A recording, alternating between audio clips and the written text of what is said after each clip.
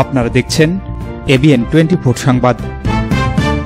রংপুরের পীরগাছায় উপজেলা প্রশাসনের উদ্যোগে শহীদ আবু সাইদ ফাউন্ডেশনের পক্ষ থেকে অসহায় দরিদ্র শীতার্ত মানুষের মাঝে কম্বল বিতরণ করা হয়েছে। বৃহস্পতিবার বিকেলে উপজেলার সাউলা ইউনিয়নের কুঠিপাড়া সরকারি প্রাথমিক বিদ্যালয় মাঠে এসব কম্বল বিতরণ করেন শহীদ আবু সাইদ ফাউন্ডেশনের সভাপতি শহীদ আবু সাইদের ভাই রমজান আলী।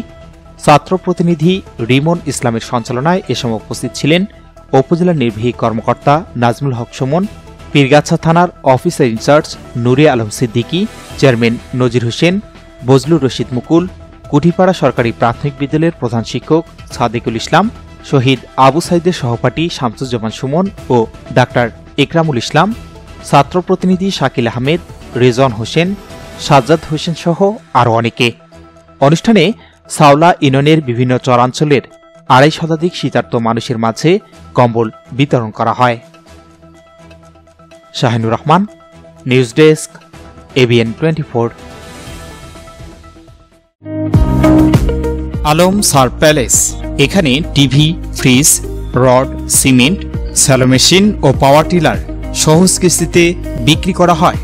প্রোপাইটার মোহাম্মদ মিস্টার আলম, স্থান খালাসপীর, পীরগঞ্জ, রংপুর।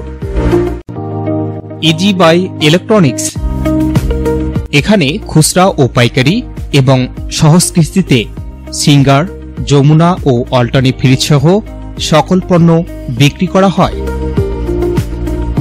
প্রোপাইটার মোহাম্মদ আব্দুর রাজ্জাক মণ্ডল, স্থান উপজেলা পরিষদ সংলগ্ন জামতলা রোড, পীরগঞ্জ, রংপুর।